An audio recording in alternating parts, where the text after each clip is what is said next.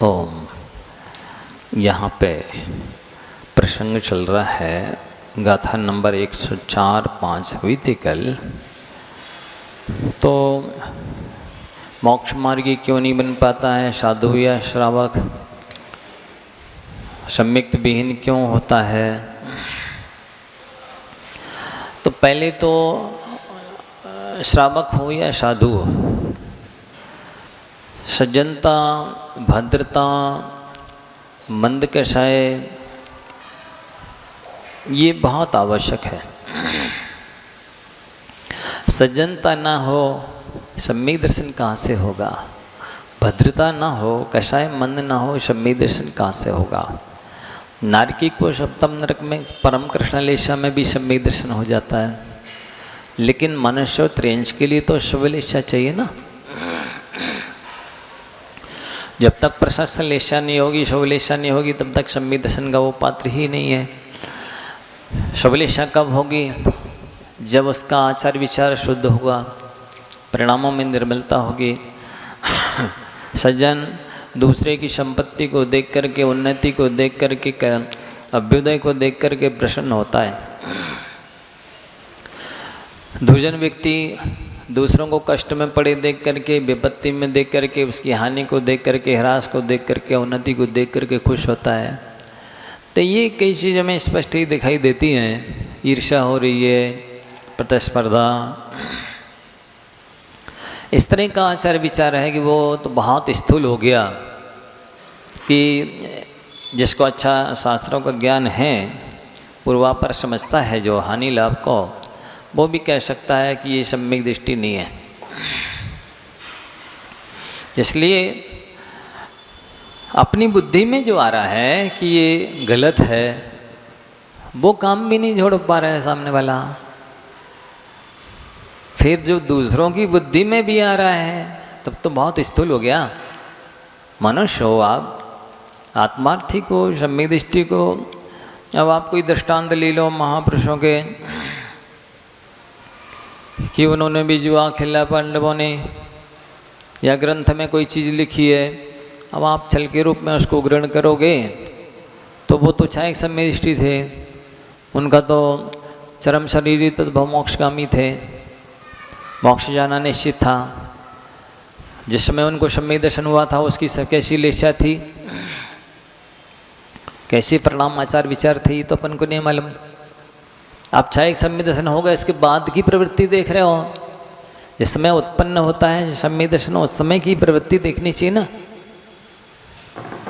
कि कैसे जीव को सम्यक दर्शन होता है, कैसा जीव कल्याण का पात्र होता है, कैसा जीव मोक्ष मार्गी होता है, ये देखना पड़ेगा।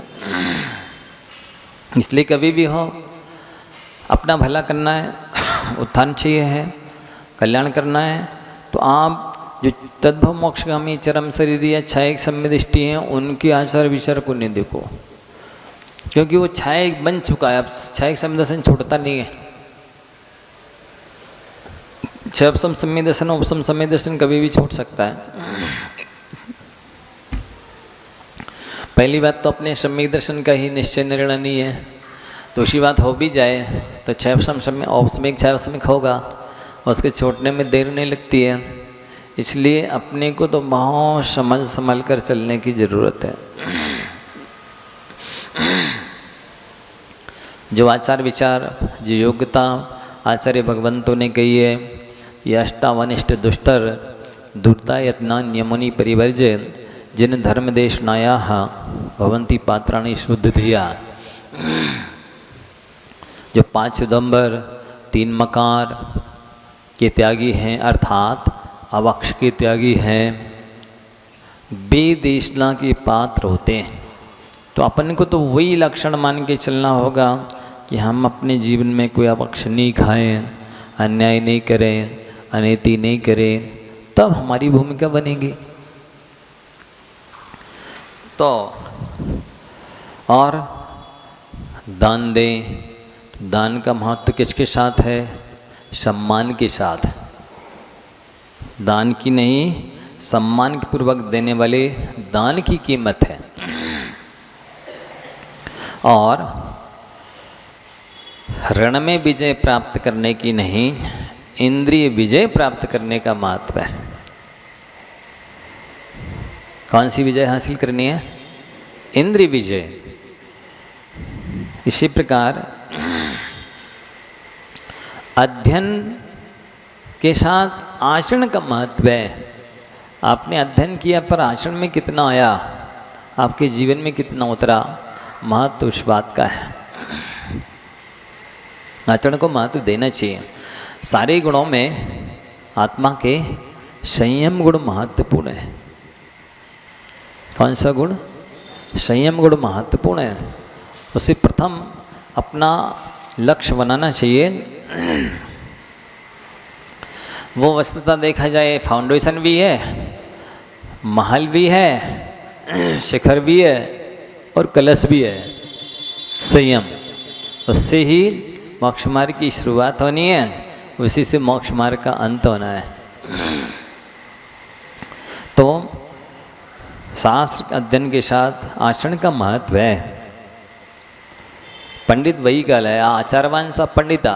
जो आचरण वाला है वही पंडित है।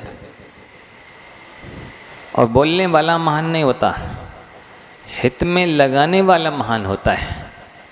यदि आप हित में लगाने के उद्देश्य से बोल रहे हैं तो आपका बोलना कार्यकारी है, सार्थक है, सफल है। केवल मुखामती अस्तिति व्यक्ति मुँह है इसलिए बोलता है, नहीं, ये महत्वपूर्ण नहीं है। बोलना वो महत्वपूर्ण है जिस बोलने में किसी के हित में लगाने की इच्छा है, भावना है, वो बोलना सार्थक है। फिर जैसे कल कहा था कि ये भूमिका लिए सम्यक दर्शन के लिए भूमिका के रूप में काम करेंगे आपके सब। सो जैसे ग्राम ही नहीं होता है तो सीमा कहाँ से होगी? ग्राम होता है, उसके बाद उसकी बाउंड्री सीमा रेखा होती है कि इसकी सीमा यहाँ से यहाँ तक है। ग्राम ही नहीं है, सीमा की बात कर रहे हैं। फिर स्त्री नहीं है, पुत्र कहाँ से होगा? बुद्धि नहीं है, विद्या कहाँ से होगी? इसी प्रकार से जब धर्म ही नहीं है तो सुख कहाँ से होगा? जितने भी जीव संसार में सुखी देखे जा रहे हैं, यदा कदा माने किंचित जितने भी अंशों में उन्होंने पिछले जन्मों में धर्म को धारण किया होगा। अब आप कहें धर्म को कब किया होगा धारण? कषाय का मंद होना ही धर्म का धारण करना कहलाता है। वो धर्म का धारण निगोद में भी हो सकता है। निगोदिया अनादिकाल से जो निकले नहीं आज तक, उन्हें नित्य निगोदिया कहते हैं ना, पर अभी तक नहीं निकले, आगे निकल सकते हैं। तो कब निकलेंगे? जब कषाय मंद होगी। कषाय मंद होगी, ये धर्म उनके अंदर आएगा, तब वे उधर से निकल करके ऊपर आएंगे। फिर कहते हैं औचित्य गुण, ये भी गुणों का शिरोमणि है। कौन? औचित्य गुण। एक तरफ तराजू के पलड़े पर सारे शास्त्रों का ज्ञान रख दो और एक तरफ औचित्य गुण को रख दो। औचित्य गुण का पलड़ा भारी होगा, सारे शास्त्रों का ज्ञान भारी नहीं होगा। अब आप कहेंगे जब औचित्य गुण इतना महत्वपूर्ण है तो उसकी परिभाषा क्या है? कहते किसे औचित्य गुण? तो आप औचित्य गुण की परिभाषा लिख सकते, समझ सकते हैं। किसी भी क्षेत्र में, किसी भी क्षेत्र में जरूरत का सही आकलन करना। किसी भी क्षेत्र में जरूरत का सही आकलन करना, अर्थात योग्य अयोग्य का विचार करना, आवश्यक अनावश्यक का विचार करना, ये औचित्य गुण हैं, इसी को दूसरे शब्दों में विवेक भी कह सकते हैं। विवेक होना या औचित्य गुण होना आवश्यक है।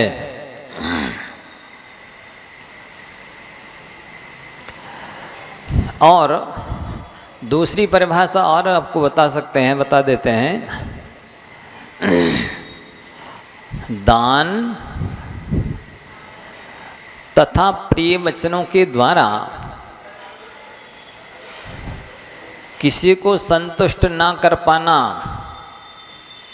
ये अविवेक है। आप अधिक कुछ नहीं कर पा रहे हैं तो कम से कम अपने वचनों से संतुष्ट तो कर ही सकते हैं। यदि आप वचनों से भी सामने वाले को संतुष्ट कर देते हैं तो ये भी औचित्य गुण है। ये करोड़ों गुणों की तुलना में श्रेष्ठ है।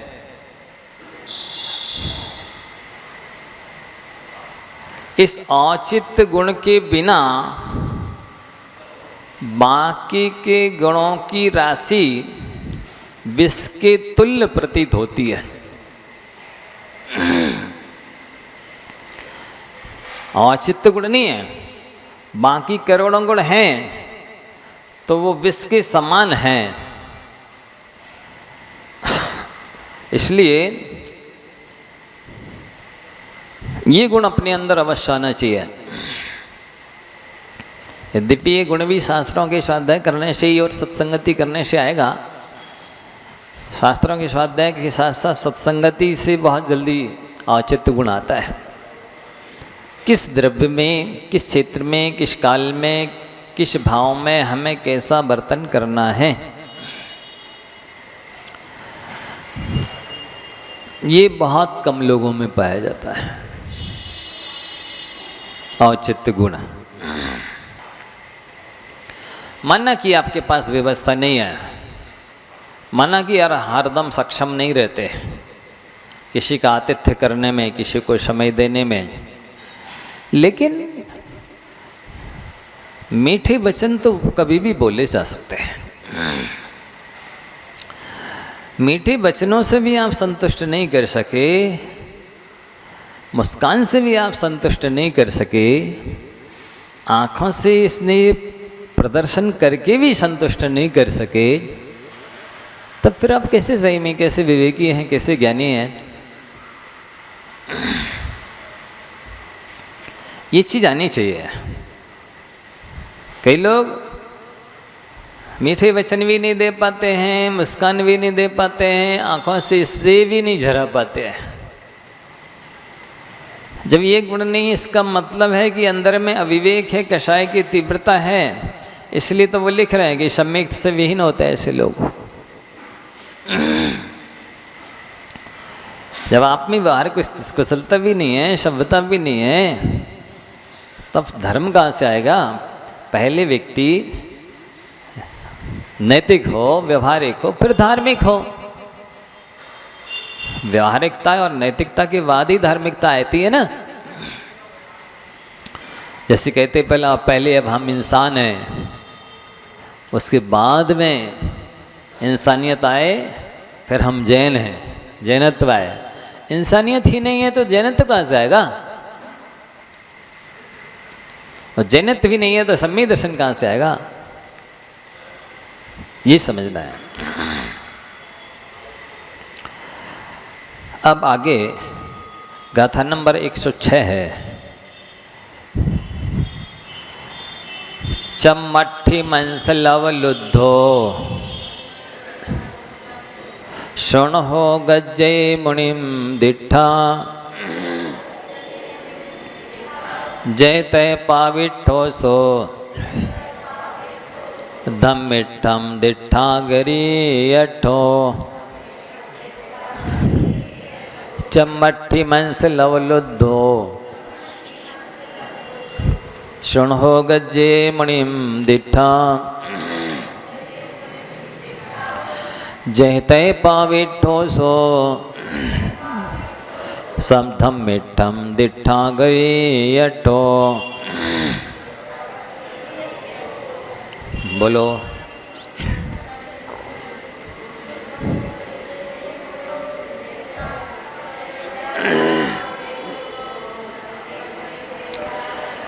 वैसे ये अति भंग दोष है इसमें। यहाँ रुकना कहाँ पे? चमट्ठी मंस लवलू, यहाँ तक जाना। धोषण हो गजे मणिम दिठा, वो सब दब जाएगा। अब ये अति भंग हो रहा है तो अल्पविराम यहाँ लगा दिया लुद्धो के पास ऐसा। तो अब देखो पापी जीव कौन है, आप लोग देख लो थोड़ा ध्यान से। गाथा नंबर 106 कह रहे हैं कि जह जैसे, तीसरे चरण में दिया ना, दूसरी लाइन में जह तह, जय माने जैसे, चमट्ठी, चम माने चर्म, चर्म माने चमड़ा, अट्ठी माने अस्थि, अस्थि यानी हड्डी। तो जैसे चमड़ा और हड्डी और मांस लव लुद्धो, मांस का लव माने टुकड़ा, उसका लुद्धो यानी लोभी। सुन हो, सुनाहा माने कुत्ता, श्वान, मुनिम दिट्ठा गज्जे। कहीं से हम लोग बिहार करते ना, तो सबसे पहले कुत्ते भौंकते हैं। नहीं समझे? किसी गांव के नगर के समीप पहुंचते ना तो वे देख करके भौंकते हैं, दिन में ही भौंकते हैं। रात में तो वे मनुष्यों को भी देख के भौंक सकते हैं, लेकिन वे दिन में ही भौंकते हम लोग को देख के। तो वो याचर महाराज ने विहार किया होगा, उनके साथ ही घटना घटी होगी तो लिख दी उनने कि जैसे कुत्ता मुनि को देखकर भौंकता है, गरजता है, तह उसी प्रकार पाबिठो, जो पापिष्ट है, पापात्मा है, दुरात्मा है, मिथ्या दृष्टि है, वह सगी अट्ठो सार्थ वैस क्या करता है? धम्मिठम दिठा, धर्मात्मा को देख करके गज्जे गरजता है। हाँ लिखा ना, मतलब ऐसा है कि जो श्वान के नेचर का होगा, भले अपने आप को आत्मार्थी माने, साधक माने, मुमुक्षु माने, सम्यक दृष्टि माने, कुछ भी मानता रहे अपने आप को, लेकिन जिन मुद्रा को देख कर के द्वेष कर रहा है, मुंह छिपा रहा है, पीठ दिखा रहा है, इसका मतलब है श्वान है, वो कुत्ता है, वो पापी है, वो धर्मात्मा नहीं है, सम्यक दृष्टि नहीं है। याद रहेगा ये गाथा लिखी जिसमें है। हाँ पढ़ते हैं, मेरी भावना में गुणी जनों को देख हृदय में मेरे प्रेम उमड़ावे, और बने जहाँ तक उनकी सेवा करके यह मन सुख पावे। हैं? गुणी जनों को देख हृदय में मेरे प्रेम उमड़ावे। साक्षात मोक्ष मार्ग प्रकाशक में लिखा है, छाएक सम्य दृष्टि अवरति ग्रस्त भी द्रव्यलिंगी मुनि की वंदना करेगा, क्योंकि उनके पास बाह्य में चारित्र ज़्यादा है। इसके बाद भी आप किसी की नहीं मानने तैयार, उसका कोई वाक्य वो तो मान लिया जिससे अपना अहंकार पष्ट हो, प्रमाद पष्ट हो, कुछ करना धरना नहीं पड़े, उसी का दूसरा वाक्य नहीं मानते आप। तो ये शास्त्र को पूरा मानते कहाँ हो?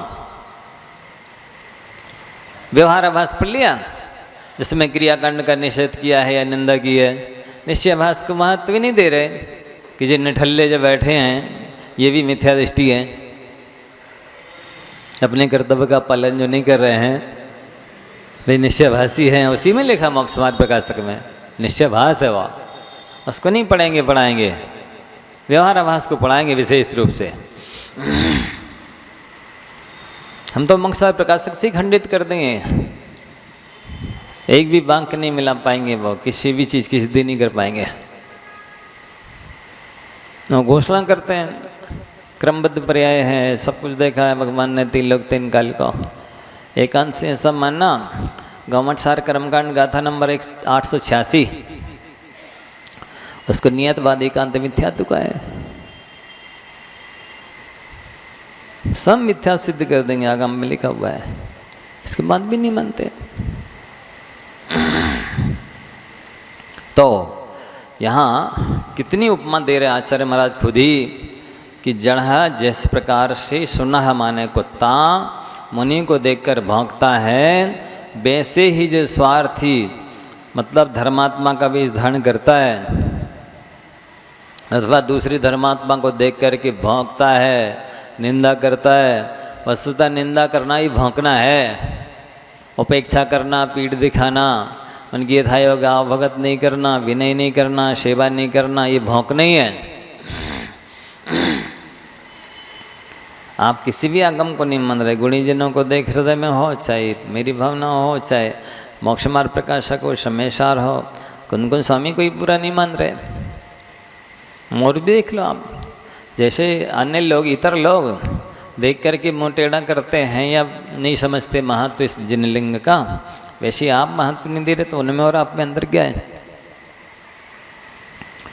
लेकिन ये जबरदस्त इतना फैल रहा है, बहुत ज़्यादा एकांत बात, इसकी होनहार खराब है तो क्या करोगे। लिखा ना, ऐसे ही सेम लगभग मिलती जुलती गाथा रत्नाकरण शापकाचार में, इसमें यो अन्यानत्तेति धर्म स्थान गर्भताशया सोत्तेति धर्ममात्मीयम न धर्मो धारम कैर बिना।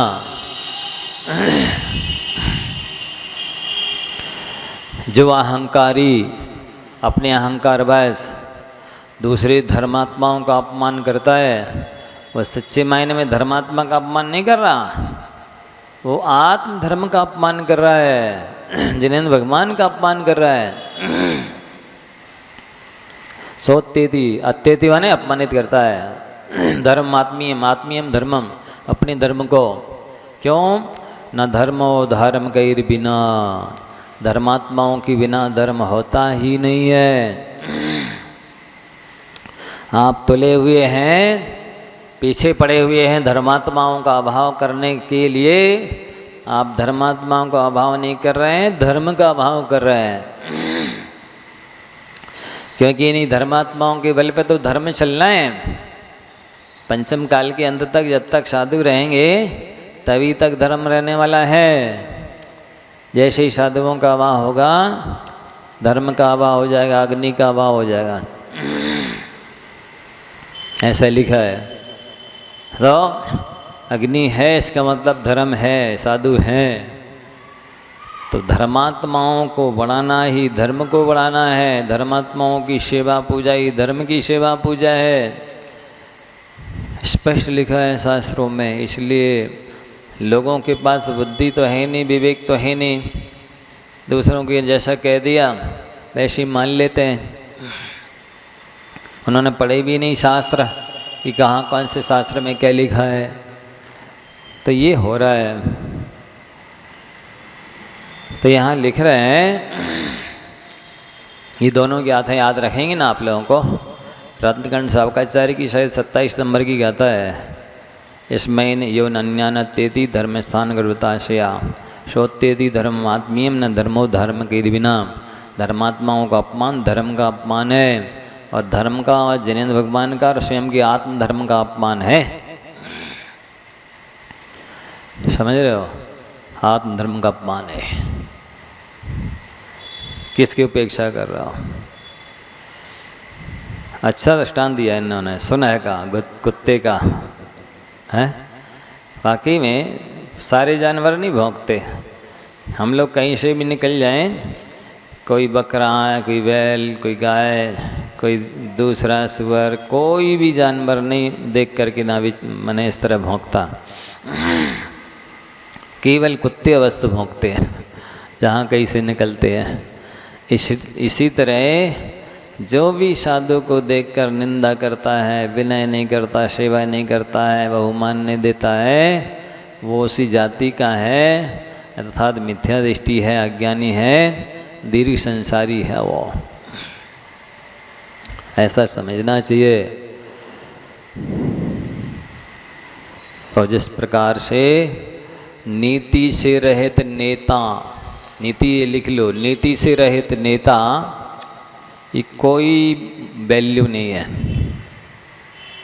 नयन नेता, नए से नेता का महत्व होता है, बहुमान होता है, इज्जत होती है, राज्य का विस्तार होता है, लोग संतुष्ट रहते हैं और उसके बस में रहते हैं। यदि नीति को छोड़ दे तो फिर उस नेता की वैल्यू खत्म हो जाती है। और विनयेन शिष्या, शिष्य की कीमत विनय से है। शिष्य यदि विनय नहीं करे, विनय 3 प्रकार की तो है ही, मानसिक विनय, वासनिक विनय, कायिक विनय। मन से अपने गुरुजनों के हित के बारे में सोचना, उन्हें कोई कष्ट तो नहीं है, उन्हें कोई आवश्यकता तो नहीं है, उन्हें कोई प्रतिकूलता तो नहीं है, ना हो वे स्वस्थ रहें, सुखी रहें, उनके रत्नात्रय की उत्पत्ति स्थिति वृद्धि पूर्णता हो। इस तरह की मन से भावना भाना, ये मानसिक विनय है। वचन से कृतज्ञता व्यक्त करना, वचन से पूज्य आदर्शसूचक शब्दों को बोलना, भगवंत इत्यादि वाचनिक विनय, उससे वचनों से नमोस्ते इत्यादि बोलना। और काय से अनुगमन, लेने जाना, छोड़ने जाना, नीचे बैठना, हाथ जोड़ना इत्यादि, सिर झुकाना, एक कायिक विनय है। प्रत्यक्ष विनय, सामने हैं तो विनय करना, परोक्ष विनय नहीं है तो भी उनके अभिप्राय की पूर्ति करना, उनका जो भाव था उसके अनुसार चर्या चेष्टा बनाना, ये परोक्ष विनय मानी जाती है। तो विनय से ही शिष्य की शोभा है, विनय से ही शिष्य का दर्शन ज्ञान चारित्र्य उत्पत्ति स्थिति वृद्धि पूर्णता को प्राप्त होता है। और ब्रह्मचर्य से ही व्रतों का मूल्य बढ़ता है। यदि सारे व्रत तो पाले और ब्रह्मचर्य ना पाले तो उसकी साधना नहीं मानी जाती है, उसका धर्मात्मा अपना नहीं माना जाता, अच्छा मोक्ष मार्ग प्रशस्त नहीं होता। ये साधना भी साथ साथ आपको करनी है, तभी आप वृद्धि कहलाएंगे। और जैसे जीव से रहित देह की कीमत नहीं है, जब तक जीव है तभी तक देह को लोग नहलाते धुलाते खिलाते पिलाते हैं, वस्त्राभूषण पहनाते हैं। उसी प्रकार से यदि आपके पास में सम्यक दर्शन नहीं है तो बाकी के गुणों का मूल नहीं है। किस रूप में? मोक्ष मार्गी नहीं कहलाएंगे, असंख्यात गुणी कर्मों की नजरा नहीं होगी, बाकी के कार्य करने से पुण्य बंध तो होगा, उससे स्वर्ग तो मिल सकता है। तो आज से ध्यान रखना, कभी भी किसी त्यागी व्रती साधु संत को देख कर के उपेक्षा नहीं करना। आए होंगे क्या करना, हो गया होगा भोजन क्या करना, ठीक है किसी ने पूछ लिया होगा, किसी चीज़ की ज़रूरत होगी तो कोई ना कोई कर ही देगा व्यवस्था। और ऐसे ही सब लोग सोच रहे हैं, बताओ क्या होगा। सभी सोच रहे एक तरफ से ऐसा ही कि कोई ना कोई व्यवस्था कर देगा, कोई ना कोई पूछ लेगा, कोई ना कोई आहार करा देगा, और अब क्या होगा बताइए। एक बार ऐसा सामाजिक निर्णय हुआ कि ये उत्सव हमारा है, सभी समाज के लोग यहीं दर्शन पूजन करेंगे, अनुष्ठान करेंगे, प्रवचन सुनेंगे और यहीं भोजन करेंगे। भोजन की व्यवस्था यहीं रहेगी तो किसी को आकुलता नहीं होगी घर में भोजन बनाने इत्यादि की। तो ठीक है, अब कल होना है ये कार्यक्रम। आज सब लोग इस टंकी में, जिसका छोटा सा मुंह है, छेद है, उसमें सब लोग एक एक गिलास दूध डाल के जाएंगे। तो एक ने सोचा अपन पानी डाल देंगे एक गिलास, क्या फ़र्क पड़ेगा, सबको तो दूध डालना है। तो ऐसे ही विचार जैसे आपके मन में आया, वैसे ही दूसरे के, वैसे ही तीसरे के, वैसे ही चौथे के, सब ने एक एक गिलास पानी डाल दिया। अब खीर बननी है कल। बोलो, बनेगी खीर? ऐसे ही यदि आप अकर्मण्य बनते हैं, अपने कर्तव्य से पीछे हटते हैं और इस तरह सोचते हैं कि हम नहीं जाएंगे तो क्या फ़र्क पड़ता, सब तो जा रहे हैं, हम नहीं करेंगे तो क्या फ़र्क पड़ता, सब तो कर रहे, हम नहीं देंगे तो क्या फ़र्क पड़ रहा, सब तो दे रहे। और यही विचार सबके मन में आ रहा। तो होता प्राय ऐसा ही है। इसलिए कभी भी अपने कर्तव्य से पीछे नहीं हटना चाहिए। और वास्तविकता तो ये है, आप ये तो मान के चलेंगे ना कि भाई हम सम्यक दृष्टि हैं, तो वो लोग कर रहे हैं तो वो अपने कर्तव्य का पालन कर रहे हैं, वो अपने 8 अंगों का पालन कर रहे हैं, हम करेंगे तो हमारे अंगों का पालन होगा, हमारा सम्यक दर्शन सुरक्षित रहेगा। कोई करे या नहीं करे, हमें तो अपना कर्तव्य करना है, ऐसा मान के चलना चाहिए। तो अब आगे बताते हैं कि मोक्ष मार्गी साधु कौन होता है। भुंजे जहालाहम लहे जहणान संयम निमित्तम जान झेण निमित्तम अन्यारो मोक्षमग्रो भुंजे जहालाहम लहे जहणान संयम निमित्तम जान झेण निमित्तम अन्यारो मोक्षमग्रो। आप सुन रहे हैं तो आप भी अपराधी हैं। वो करके पाप बांध रहे हैं, आप सुन के पाप बांध रहे हैं। आपको स्थान छोड़ देना चाहिए, व्यक्ति छोड़ देना चाहिए, प्रसंग बदल देना चाहिए। निंदा करना जितना बड़ा पाप है उतनी बड़ा पाप है सुनना, निंदा सुनना भी उतनी बड़ा पाप है। जैसे कहते हैं ना कि अन्याय करना पाप है और अन्याय का प्रतिकार करने में समर्थ हो, तो अन्याय को देख रहे हो तो देखना भी पाप है उतनी बड़ा। जितना बड़ा अन्याय करना पाप है उतनी बड़ा अन्याय को देखना भी पाप है।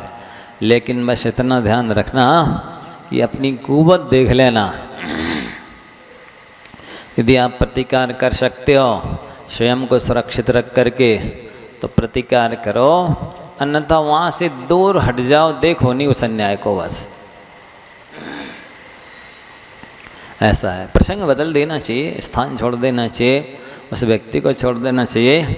क्यों सुनना निंदा? वो नहीं कर पा रहा स्थिति गण आप कर देंगे, इसलिए आपको सुना रहा है। हाँ? वस्तुतः जो उस दूसरे की निंदा कर रहा है वो आपकी भी निंदा करेगा, आपकी किसी तीसरे से करेगा, आपसे नहीं करेगा। ऐसा है। और एक बात और ध्यान रखो, जो व्यक्ति निंदा कर रहा है यानी वो अवगुण देख रहा है, गुण नहीं देख रहा। जिसकी निंदा की जा रही है उससे प्रेम तो नहीं है। जिसके प्रति प्रेम होता है, राग होता है, आत्मीयता होती है, भक्ति होती है, उसके अवगुण नहीं दिखते। अवगुण होते हुए भी नहीं दिखते हैं अथवा विगुण रूप में दिखते हैं। और जिसके प्रति प्रेम नहीं होता है, आत्मीयता नहीं होती है, श्रद्धा भक्ति नहीं होती, कृतज्ञता नहीं होती है, तो उसमें गुण होते हुए भी नहीं दिखते। और देखेंगे भी तो वे अवगुण के रूप में देखेंगे। वो तो लैंग्वेज से भी समझ में आ जाता है कि सामने वाला किस टोन में बोल रहा है, किस ढंग से बोल रहा है, अपने आप समझ में आ जाता है कि वो जिसकी निंदा कर रहा है उसके प्रति प्रेम आत्मीयता रखता है, उसका सुधार चाहता है, उसमें गुण भी देख रहा है, सब समझ में आ जाता है। तो ये अपन को भी देखना है, बचना है ऐसे में। क्योंकि जैसे कहीं पर जुआ खेला जा रहा है और 10 लोग खेल रहे हैं, आप देख रहे हैं, बोलो पुलिस पकड़ेगी तो किसको पकड़ेगी? खेलने वालों को अकेले कि देखने वालों को भी? दोनों को। इसलिए अपन को देखना भी नहीं है। नहीं, देखने वाले के भी भाव खराब तो होते हैं। ये तो विकल्प आएगा, ये जीत जाए ये हार जाए, पक्का है। ज़्यादा इन्वॉल्व होता है। खेलने वाले तो जो खेल रहे हैं सो खेल ही रहे हैं, ये ज़्यादा भाव खराब करता है। किसी की लड़ाई भी नहीं देखनी चाहिए, किसी के अवगुण भी नहीं देखना चाहिए। गंदी जगह, गंदी चीज़, गंदा कोई भी द्रव्य क्षेत्र का अभाव है, देखना भी नहीं, मनोरंजन का ऐसे उपस्थिति भी नहीं देना। ये तो प्योर आर्द्र ध्यान है, विकथा है, अनर्थदंड है, दुरुपयोग है समय का, है। इससे तो क्या कहा जाए, इससे बड़ी मूर्खता तो कुछ है ही नहीं। कुछ मिलना जुलना है ही नहीं। जिनको मिलेगा धन यश उनको मिलेगा, ये तो केवल बर्बाद ही कर रहे हैं समय का, श्रम का, आँखें खराब फोड़ रहे। इससे बड़ा व्यसन और क्या होगा? इससे ज़्यादा समय का दुरुपयोग और क्या होगा? ऐसे लोगों को ना तो ज्ञान है ना वैराग्य है, दवाई के लिए भी नहीं है, हैं? कैसा? आपको क्या मिल जाएगा? पाप फलम केवलम यस्मात्, आपको तो पाप के अलावा कुछ भी नहीं मिलेगा, पक्का है। ऐसे लोगों को तो हम कुछ भी नहीं मानते, नहीं समझे? कई लोग राजनीतिक न्यूज़ को बड़ी गौर से सुनेंगे, देखेंगे टीवी में, मोबाइल में और पता नहीं क्या न्यूज़पेपर में, 2-2 3-3 घंटे पढ़ेंगे, 2-2 3-3 बार पढ़ेंगे, देखेंगे, सुनेंगे। रोल 1% नहीं है कहीं से कहीं तक, कोई उसका यूज नहीं है, सदुपयोग नहीं है, परोपकार नहीं है। मूर्ख नहीं तो क्या है? ज्ञान है, वैराग्य है। ज्ञानी वैरागी एक समय का सदुपयोग करता है। एक समय में 70 कोड़ा कोड़ी सागर की स्थिति का बंद होता है।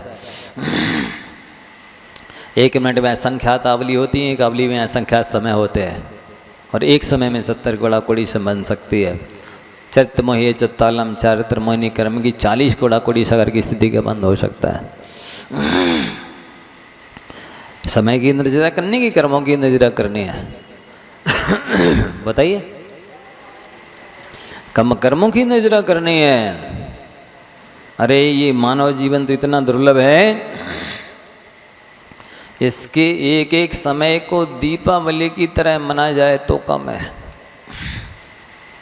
निर्माण लाड़ू चढ़ाते हैं ना, जैसे उत्साह से, उमंग से, हर्षोल्लास से, पूरी श्रद्धा भक्ति से भर करके, ऐसा प्रत्येक समय बीताओ तो कम है।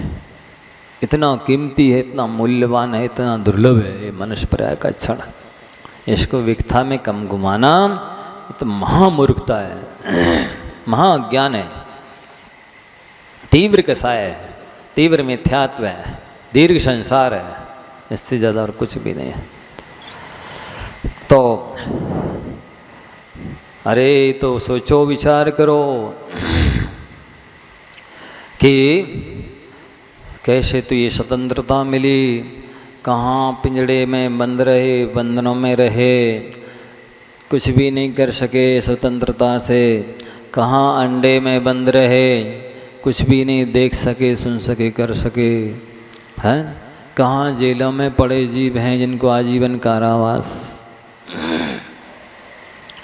इनके बारे में विचार तो करो। कहाँ गर्भ में पड़े जीवों की दशा, किस किस का विचार करना है?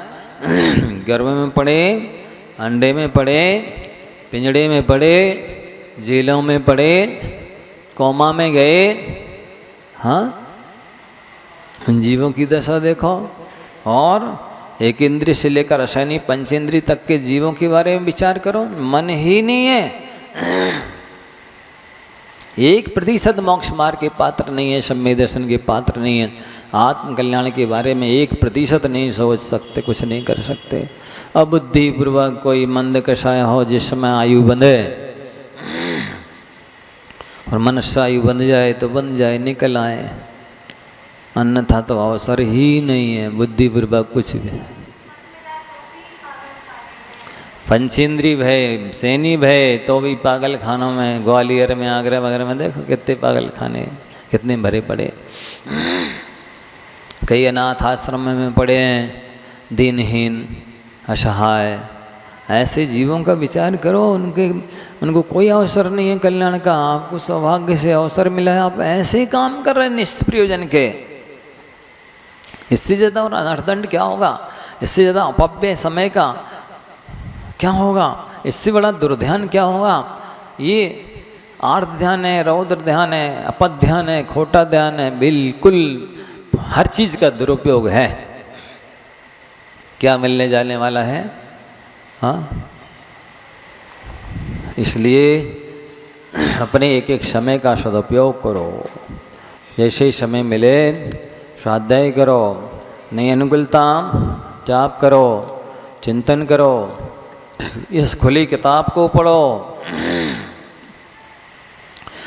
संसार का हर पदार्थ एक खुली किताब है, बस वो इस खुली किताब का एक पन्ना है, उसको पढ़ो, क्या लिखा है उसमें। इससे भी स्वाध्याय होता है, इससे भी वैराग बढ़ता है। विचार करो उस दृष्टिकोण से, तब नहीं तो आनंदवाद नरक में हुआ है। वेदना से होने वाला सम्यक दर्शन नहीं हुआ, जाति स्मरण से होने वाला सम्यक दर्शन नहीं हुआ, धर्मोपदेश से भी सम्यक दर्शन नहीं हुआ, जिनमें के दर्शन करने भी से सम्यक दर्शन नहीं हुआ। क्यों नहीं हुआ? ये तो सशक्त साधन है। अरे हम बनाए निमित्त तब तो, हनुमान ने निमित्त बनाए, उस दृष्टिकोण से देखें, सोचें, विचारें तो सम्यक दर्शन हो गए, अन्यथा कैसे हो गए? सभी नारियों को सम्यक दर्शन नहीं होता, जबकि कई को वेदना के कारण सम्यक दर्शन हो जाता। जब ये विचार करते हैं, अरे मैं नरक में क्यों आया हूँ, क्यों नहीं मैंने देवशास गुरु का श्रद्धा नहीं किया, तो सम्यक दर्शन हो जाता है। अरे वेदना मुझे क्यों हो रही है, क्योंकि मैंने धर्म का आचरण नहीं किया, सम्यक दर्शन होता है। जब विचार ही नहीं करे तो साक्षात गुरुमुख से भी आप देशना लब्धि प्राप्त कर रहे हैं, लेकिन वह सम्यक दर्शन के लिए निमित्त नहीं बन रही। क्यों नहीं बन रही? क्योंकि आप टाइम पास कर रहे हैं, मनोरंजन कर रहे हैं, आप हल्के फुल्के में ले रहे हैं, सामान्य से सुन करके, इस कान से सुन करके इस कान से निकाल रहे हैं। सुन रहे हैं पर गुन नहीं रहे हैं, विचार नहीं कर रहे हैं। इसलिए अपने को बहुत गंभीर होना है इस मामले में कि अपन को हर तरह की अवगुणों से, दुर्गुणों से बचना है, हर तरह की कमियां, संयम को निकालना है और पूरी तरह से कटिबद्ध होना आत्मकल्याण के लिए। 9 कोटि से लगना, कैसे लगना? जैसे आप लोग व्यापार में लगते हैं 9 कोटि से, हैं, गृहस्थी चलाने के लिए, बसाने के लिए, बच्चों को पैदा करने के लिए लगते हैं, पालने में लगते हैं, संसार के कामों में जैसे पूरी तरह से जुट जाते हैं, वैसे आत्मकल्याण में जुटना है, तब कहीं अवसर आ सकता है। जा वाणी के ज्ञान ते